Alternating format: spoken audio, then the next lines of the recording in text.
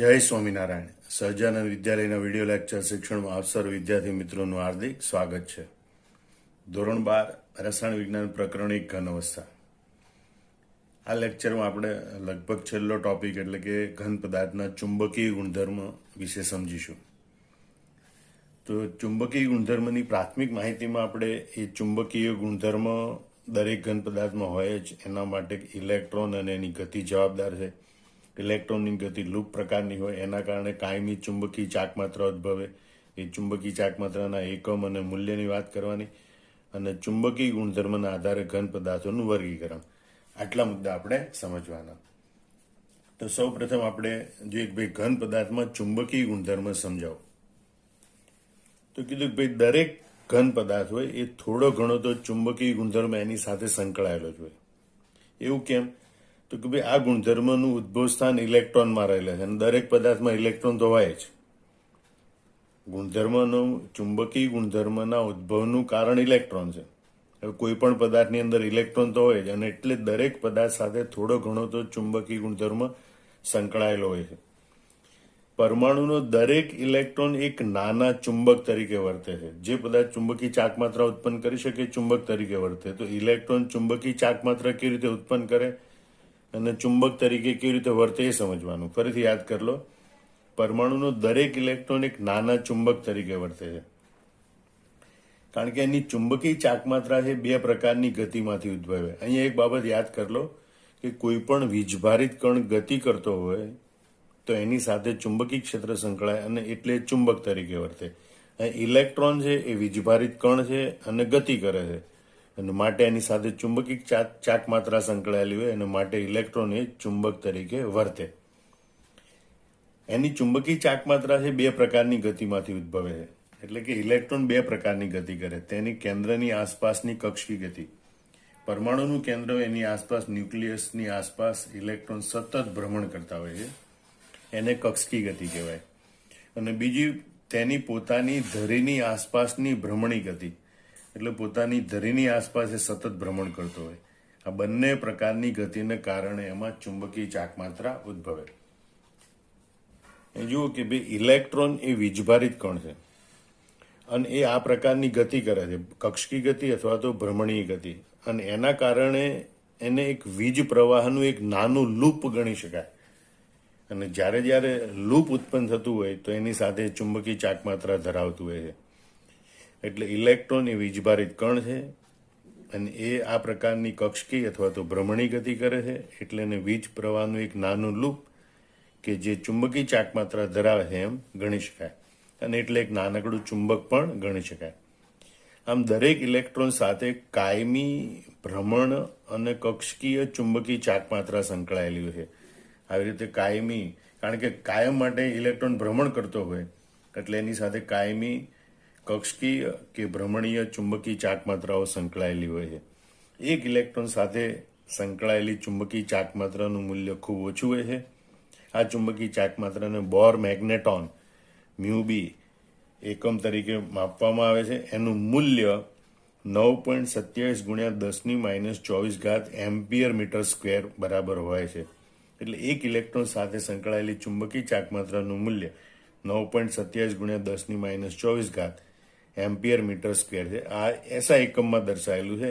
એનો વ્યવહારુ એકમ બોર મેગ્નેટોન તરીકે દર્શાવવામાં આવે છે. હવે ચુંબકીય ચાકમાત્રાના આધારે ઘન પદાર્થોનું વર્ગીકરણ 5 પ્રકારે કરી શકાય છે. બરોબર? તમારે ટૂંકમાં યાદ રાખવાનું અપ્ર લોપ્ર ફેરી. અપ્ર લોપ્ર ફેરી એવી રીતે યાદ રાખવાનું. અ એટલે અનુચુંબકીય, પ્ર એટલે અહીંયા પ્રતિચુંબકીય, અનુચુંબકીયનું વિરુદ્ધ. એ રીતે અહીં લો ચુંબકીય, પ્રતિલો ચુંબકીય, અનુચુંબકીય, પ્રતિચુંબકીય, લો ચુંબકીય, પ્રતિલો ચુંબકીય અને ફેરી મેગ્નેટિક અથવા એને કહેવાય અંશતઃ લો ચુંબકીય. તો આ રીતે એનું 5 પ્રકારે વર્ગીકરણ કરી શકાય. હવે આ મુદ્દાને આપણે ટૂંકમાં કેવી રીતે યાદ રાખશો તમે? તો કે પહેલું કીધું કે ચુંબકીય ગુણધર્મ દરેક ઘન પદાર્થ સાથે ચુંબકીય ગુણધર્મ સંકળાયેલો છે. આ ગુણધર્મના ઉદ્ભવનું કારણ ઇલેક્ટ્રોન છે કારણ કે ઇલેક્ટ્રોન એક નાના ચુંબક તરીકે વર્તે છે. ઇલેક્ટ્રોનના ચુંબકીય ગુણધર્મ એની ગતિમાંથી ઉદ્ભવે છે. ઇલેક્ટ્રોન બે પ્રકારની ગતિ કરે. કેન્દ્રની આસપાસની કક્ષકી ગતિ અને પોતાની ધરીની આસપાસની ભ્રમણીય ગતિ. અને એના કારણે ઇલેક્ટ્રોન વીજભારિત કણ છે અને આ પ્રકારની ગતિ કરે છે. માટે વીજ પ્રવાહનું એક નાનું લૂપ ગણી શકાય કે જે ચુંબકીય ચાકમાત્રા ધરાવે છે અને એ ચુંબક તરીકે વર્તે છે. આમ દરેક ઇલેક્ટ્રોન છે એ કાયમી કક્ષકીય અને ભ્રમણીય ચુંબકીય ચાકમાત્રા ધરાવે છે. એટલે દરેક ઇલેક્ટ્રોન સાથે કાયમી કક્ષકીય અને ભ્રમણીય ચુંબકીય ચાકમાત્રા સંકળાયેલી હોય.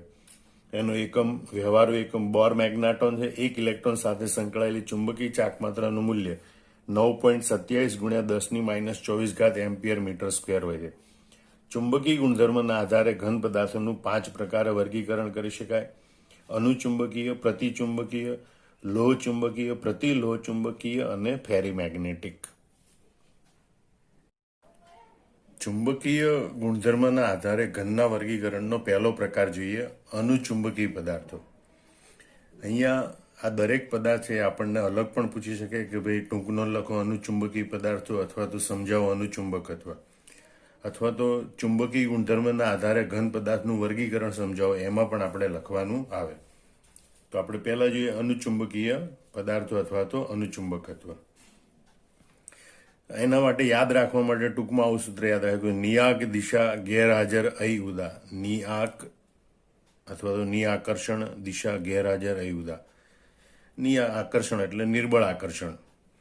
અનુચુંબકીય પદાર્થો એ ચુંબકીય ક્ષેત્ર દ્વારા નિર્બળ રીતે આકર્ષાય છે. કોઈ પણ પદાર્થના ચુંબકીય ગુણધર્મનો અભ્યાસ કરવો હોય તો એની ઉપર ચુંબકીય ક્ષેત્ર લાગુ પાડવું પડે, એટલે કે એને ચુંબકની વચ્ચે મૂકવો પડે. અને ત્યારે એ કયા પ્રકારની વર્તણૂક દર્શાવે છે એના આધારે એ કયા પ્રકારનો પદાર્થ છે નક્કી થાય. તો અનુચુંબકીય પદાર્થો છે એને જ્યારે ચુંબકીય ક્ષેત્રમાં એટલે કે ચુંબકની વચ્ચે મૂકવામાં આવે ત્યારે એ એની સાથે નિર્બળ રીતે આકર્ષાય છે. અને એમાં ચુંબકીય ક્ષેત્ર જે ઉત્પન્ન થાય છે એની દિશામાં જ એ ચુંબકત્વ પામે છે. એટલે દિશા એની જ રહે છે. એટલે ચુંબકીય ક્ષેત્રની દિશામાં જ એ ચુંબકત્વ પામે છે.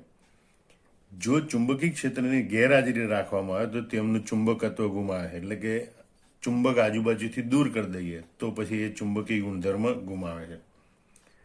અનુચુંબકત્વ ગુણધર્મ છે એક અથવા વધારે અયુગ્મિત ઇલેક્ટ્રોનની હાજરીને કારણે હોય છે જે ચુંબકીય ક્ષેત્રથી આકર્ષાય છે. કારણ કે અયુગ્મિત ઇલેક્ટ્રોન છે એ જ નાના ચુંબક તરીકે વર્તે અને એ જ ચુંબકીય ક્ષેત્રમાં આકર્ષાય છે.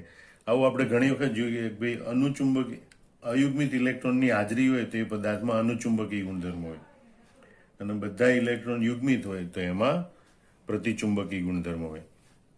અહીં ઓક્સિજન છે એની આપણે આણ્વિક ઇલેક્ટ્રોન રચના ભણી ગયા એ પ્રમાણે એની અંદર સિગ્મા સ્ટાર 2px અને સિગ્મા સ્ટાર 2py જે બે કક્ષકો હોય છે એમાં બે અયુગ્મિત ઇલેક્ટ્રોનની હાજરી હોય છે. એના કારણે ઓક્સિજન એ અનુચુંબકીય ગુણધર્મ ધરાવે. એ જ રીતે Cu2 plus Fe3 plus Cr3 plus એની ઇલેક્ટ્રોન રચના જોવામાં આવે તો Cu2 પ્લસની એક ઇલેક્ટ્રોન રચના જોઈએ તો એની 3D કક્ષકમાં અહીંયા બે અયુગ્મિત ઇલેક્ટ્રોન હોય પણ 3D 9 ઇલેક્ટ્રોન રચના હોવાને કારણે એક અયુગ્મિત ઇલેક્ટ્રોન, એ રીતે Fe3 પ્લસ Cr3 પ્લસ એમાં એક અથવા વધારે ઇલેક્ટ્રોન અયુગ્મિત હોય છે. એના કારણે આ બધા પદાર્થો અનુચુંબકીય ગુણધર્મ દર્શાવે. ઝડપથી પુનરાવર્તન કરી લઈએ. અનુચુંબકીય પદાર્થો છે એ ચુંબકીય ક્ષેત્રમાં નિર્બળ રીતે આકર્ષણ પામે છે. તેઓ ચુંબકીય ક્ષેત્રની દિશામાં જ ચુંબકત્વ પામે છે. જો ચુંબકીય ક્ષેત્રની ગેરહાજરી હોય તેઓ તેમનું ચુંબકત્વ ગુમાવે છે. અનુચુંબકત્વ એ એક અથવા વધારે એટલે અયુગ્મિત ઇલેક્ટ્રોનની હાજરીને કારણે હોય છે, કારણ કે તે ચુંબકીય ક્ષેત્રથી આકર્ષાય છે. અને એના ઉદાહરણો યાદ રાખવાના, ખાસ કરીને O2 અણુ અને સંક્રાંતિ તત્વના આયનો Cu2 plus Fe3 plus Cr3 plus, કારણ કે બધા એક અથવા વધારે અયુગ્મિત ઇલેક્ટ્રોન ધરાવે છે અને માટે તેઓ અનુચુંબકીય હોય છે. વર્ગીકરણનો બીજો પ્રકાર જોઈએ, પ્રતિચુંબકીય પદાર્થો અથવા પ્રતિચુંબકત્વ. આમ ટૂંકનો લખો પ્રતિચુંબકીય પદાર્થો, અથવા તેમ પૂછાય સમજાવો પ્રતિચુંબકત્વ. તો પ્રતિચુંબકીય પદાર્થો ચુંબકીય ક્ષેત્ર દ્વારા નિર્બળ રીતે અપાકર્ષણ પામે છે. યાદ કરો, અનુચુંબકીય પદાર્થો નિર્બળ રીતે આકર્ષણ પામે છે, તો પ્રતિચુંબકીય પદાર્થો ચુંબકીય ક્ષેત્ર દ્વારા નિર્બળ રીતે અપાકર્ષણ પામે છે અથવા તો કોઈ અસર દર્શાવતા નથી. તેઓ નિર્બળ રીતે અને ચુંબકીય ક્ષેત્રની વિરુદ્ધ દિશામાં ચુંબકત્વ પામે છે. અનુચુંબકીય પદાર્થો છે એ ચુંબકીય ક્ષેત્રની દિશામાં જ ચુંબકત્વ પામે છે. પ્રતિચુંબકીય પદાર્થો છે એ ચુંબકીય ક્ષેત્રની વિરુદ્ધ દિશામાં ચુંબકત્વ પામે છે. અનુચુંબકત્વ છે એ એક અથવા વધારે અયુગ્મિત ઇલેક્ટ્રોનની હાજરીને કારણે હોય. જ્યારે અહીંયા પદાર્થમાં બધા જ ઇલેક્ટ્રોન યુગ્મિત હોય છે અથવા તો એક પણ અયુગ્મિત ઇલેક્ટ્રોનની હાજરી હોતી નથી. એવા પદાર્થો પ્રતિચુંબકત્વનો ગુણધર્મ દર્શાવે. એનું કારણ એ છે કે ઇલેક્ટ્રોન એક જ કક્ષકમાં બે ઇલેક્ટ્રોન યુગ્મન સ્વરૂપે હોય તે પરસ્પર વિરુદ્ધ દિશામાં ભ્રમણ કરતા હોય. એક સમઘડી દિશામાં ભ્રમણ કરતો હોય તો બીજો વિષમઘડી દિશામાં ભ્રમણ કરતો હોય. એના કારણે ઉત્પન્ન થતા ચુંબકીય ક્ષેત્ર છે પરસ્પર વિરુદ્ધ દિશામાં હોય અને એટલે એમની ચુંબકીય ચાકમાત્રાઓ છે પારસ્પરિક રીતે એકબીજાને રદ કરે અને એટલે એ ચુંબકીય ગુણધર્મ ગુમાવે. એટલે ઇલેક્ટ્રોનનું યુગ્મન એટલે કે ઇલેક્ટ્રોનની જોડી એ ચુંબકીય ચાકમાત્રાઓને પારસ્પરિક રીતે રદ કરે છે. તેથી તેઓ ચુંબકીય ગુણધર્મ ગુમાવે છે.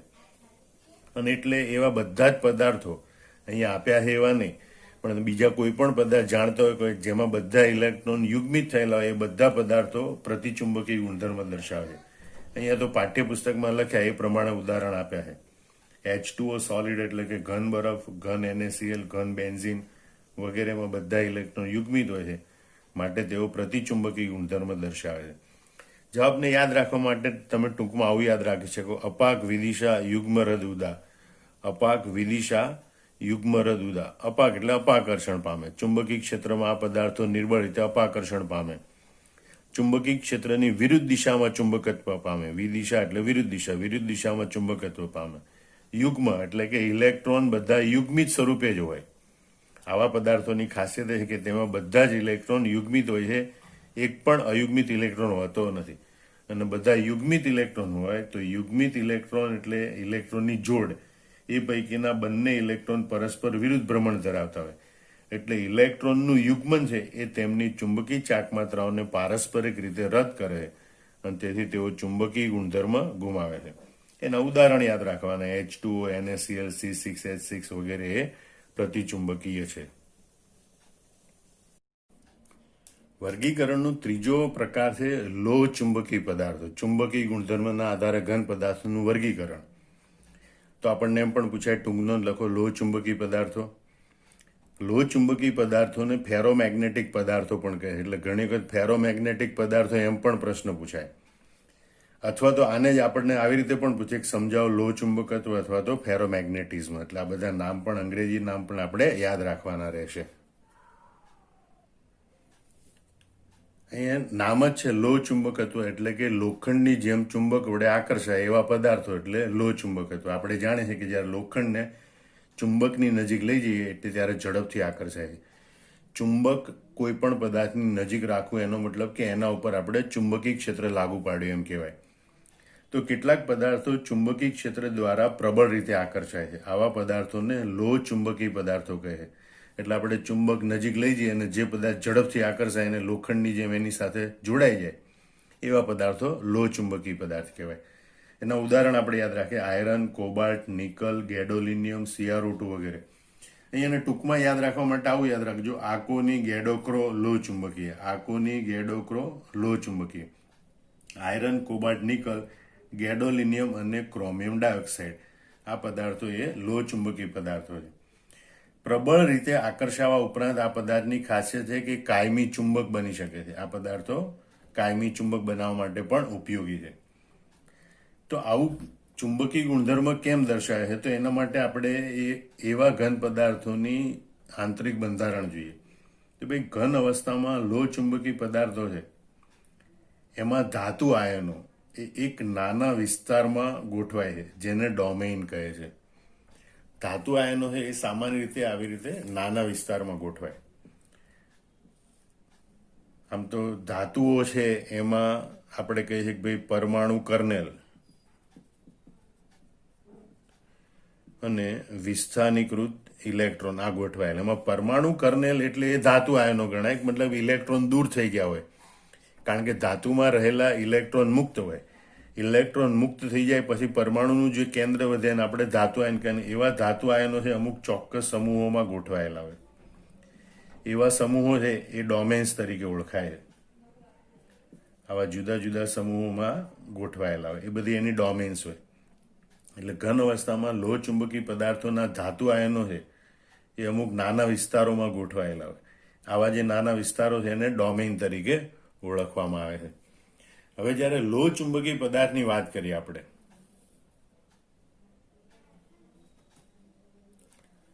તો લોહ ચુંબકી પદાર્થના બિનચુંબકી ટુકડામાં, એટલે કે જે હજી એની ઉપર આપણે ચુંબકી ક્ષેત્ર નથી લાગુ પાડ્યો એવો બિનચુંબકી ટુકડો છે, અથવા તો જે ચુંબક નથી બનેલો એવો બિનચુંબકી ટુકડો છે, તો એમાં બધી ડોમેઇન અસ્તવ્યસ્ત ગોઠવાયેલી હોય છે.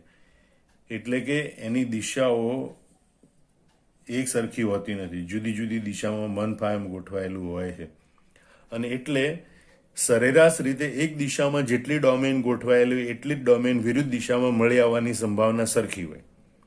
અને માટે આ બધી ડોમેન છે પોતાની ચુંબકી ચાકમાત્રાઓ પારસ્પરિક રીતે રદ કરે અને એ બિનચુંબકી ગુણધર્મ દર્શાવે. એટલે ફરીથી સમજી લો, લોહ ચુંબકી પદાર્થના બિનચુંબકી ટુકડામાં બધી ડોમેન અસ્તવ્યસ્ત રીતે અભિવિન્યાસિત હોય છે, એટલે કે ગોઠવાયેલી હોય છે. અને એટલે તેમની ચુંબકી ચાકમાત્રાઓ પારસ્પરિક રીતે રદ થાય છે. હવે જ્યારે આ પદાર્થને ચુંબકી ક્ષેત્રમાં મૂકવામાં આવે, એટલે કે એની આજુબાજુ ચુંબકી ક્ષેત્ર લાગુ પાડવામાં આવે, ઉત્તર ધ્રુવ દક્ષિણ ધ્રુવ ચુંબકના લાગુ પાડવામાં આવે, ત્યારે આ બધી ડોમેન્સ છે એ એક જ દિશામાં અભિવિન્યાસિત થાય છે. દક્ષિણ ધ્રુવથી ઉત્તર ધ્રુવ તરફ એક જ દિશામાં એ બધી ડોમેન્સ અભિવિન્યાસિત થાય છે. અને એટલે એક જ દિશામાં એ ચુંબકી ચાકમાત્રા ઉત્પન્ન કરે અને માટે પ્રબળ ચુંબકી અસર ઉત્પન્ન કરે. અને એટલે એ ચુંબકી ક્ષેત્રમાં પ્રબળ રીતે આકર્ષણ પણ અનુભવે છે.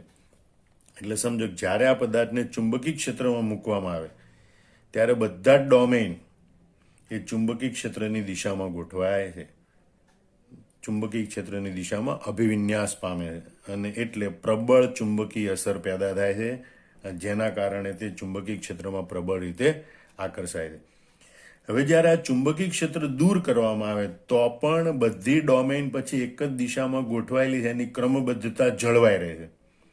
અને માટે આ લોહ ચુંબકી પદાર્થ છે પછી કાયમી ચુંબક બને. જ્યારે આપણે આ ચુંબકી ક્ષેત્ર દૂર કરીએ, બરોબર, તો પણ બધી ડોમેન છે એક જ દિશામાં ગોઠવાયેલી રહે છે અને એના કારણે એ પદાર્થ કાયમી ચુંબક બને છે. આમ લોહ ચુંબકીય પદાર્થો છે એ કાયમી ચુંબક બનાવવા માટે પણ ઉપયોગી છે.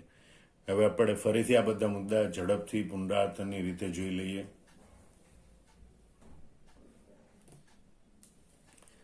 કેટલાક પદાર્થો છે ચુંબકી ક્ષેત્ર દ્વારા પ્રબળ રીતે આકર્ષણ અનુભવે છે. આવા પદાર્થોને લોહ ચુંબકી પદાર્થો કહેવાય. એના ઉદાહરણ અને ખાસિયત છે iron, cobalt, nickel, gadolinium, chromium dioxide વગેરે એના ઉદાહરણ છે. એ ચુંબકી ક્ષેત્રમાં પ્રબળ રીતે આકર્ષાવા ઉપરાંત એ કાયમી ચુંબક પણ બનાવવા માટે ઉપયોગી છે. એના આંતરિક બંધારણમાં ડોમેઇન સમજવાનું છે કે ઘન અવસ્થામાં આવા લોહ ચુંબકી પદાર્થો છે એના ધાતુ આયનો નાના વિસ્તારમાં એક સમૂહમાં ગોઠવાયેલા હોય, જેને ડોમેઇન કહેવાય. અને દરેક ડોમેઇન છે એ એક નાના ચુંબક તરીકે વર્તે છે. હવે જ્યારે ચુંબકી ક્ષેત્ર લાગુ ન પાડેલું હોય અથવા તો પદાર્થ ચુંબકી ન હોય ત્યારે, એટલે કે લોહ ચુંબકી પદાર્થના બિનચુંબકી ટુકડામાં બધી ડોમેઇન અસ્તવ્યસ્ત રીતે અભિવિન્યાસિત હોય અને માટે એમની ચુંબકી ચાકમાત્રા પારસ્પરિક રીતે રદ થયેલી હોય. પણ જેવું આપણે ચુંબકી ક્ષેત્ર લાગુ પાડવામાં આવે અથવા તો પદાર્થને ચુંબકી ક્ષેત્રમાં મૂકવામાં આવે ત્યારે બધી ડોમેન એક જ દિશામાં અભિવિન્યાસિત થાય છે અને પ્રબળ ચુંબકી અસર ઉત્પન્ન કરે છે. જેવું ચુંબકી ક્ષેત્ર દૂર કરવામાં આવે તો પણ ડોમેન છે એની ક્રમબદ્ધતા, એટલે કે દિશા એક સરખી જળવાઈ રહે છે અને એટલે એ લોહ ચુંબકી પદાર્થ છે પછીથી કાયમી ચુંબક બને છે. આ લોહ ચુંબકી પદાર્થોમાં ચુંબકી ચાકમાત્રાઓ એક જ દિશામાં ગોઠવાયેલી, એટલે જેની આકૃતિ દોરવાની આવે તો આ રીતે પણ લખાય કે લોહ ચુંબકીય પદાર્થોમાં ચુંબકી ચાકમાત્રાનું સંરેખણ અને બધા તીરની દિશા એક જ બાજુ દર્શાવવાની હોય છે, કારણ કે બધી ડોમેઇન એક જ દિશામાં ગોઠવાયેલી હોય છે. વર્ગીકરણનો ચોથો પ્રકાર છે પ્રતિલોહ ચુંબકી પદાર્થો, અથવા એમ પણ પૂછે કે સમજાવો પ્રતિલોહ ચુંબકત્વ. તો આપણે જે પદાર્થોમાં ડોમેનની હાજરીને કારણે અનુચુંબકીય કે લો ચુંબકીય ગુણધર્મ ધરાવતા હોવા જોઈએ, પણ વાસ્તવમાં તેમની ચુંબકી ચાકમાત્રા શૂન્ય હોય તો તેમને પ્રતિ લો ચુંબકીય પદાર્થો કહે છે. ડોમ એટલે ડોમેનની હાજરી હોય, અને એટલે મ્યુ એટલે ચુંબકીય ચાકમાત્રા હોવી જોઈએ, એટલે કે પદાર્થ અનુચુંબકીય કે લો ચુંબકીય ગુણધર્મ ધરાવતો હોવો જોઈએ. એટલે જે પદાર્થો ડોમેનની હાજરીને કારણે અનુચુંબકીય કે લો ચુંબકીય ગુણધર્મ ધરાવતા હોવા જોઈએ, એટલે કે ચુંબકીય ક્ષેત્રમાં એ આકર્ષણ પામતા હોવા જોઈએ, પરંતુ વાસ્તવમાં તેમની ચુંબકીય ચાકમાત્રા શૂન્ય હોય છે, એટલે કે ચુંબકીય ક્ષેત્રની હાજરીમાં કોઈ અસર દર્શાવતા નથી. ડોમેઇન હોવા છતાં એ ચુંબકીય ગુણધર્મ દર્શાવતા નથી, તો એવા પદાર્થોને પ્રતિ લો ચુંબકીય પદાર્થો કહે છે. દાખલા તરીકે manganese oxide, MnO2 manganese dioxide, dimanganese trioxide વગેરે, આ બધા પદાર્થો છે એ પ્રતિ લો ચુંબકીય ગુણધર્મ ધરાવે છે. હવે એનું કારણ એ હોય કે તેમની ડોમેનની રચના તો લો ચુંબકીય પદાર્થ જેવી જ હોય છે, પરંતુ સરખી સંખ્યાની ડોમેન એકબીજાની વિરુદ્ધ દિશામાં ગોઠવાયેલી હોય છે, અભિવિન્યાસિત થયેલી હોય, અને તેથી તેઓ એકબીજાની ચુંબકીય ચાકમાત્રા પારસ્પરિક રીતે રદ કરે છે.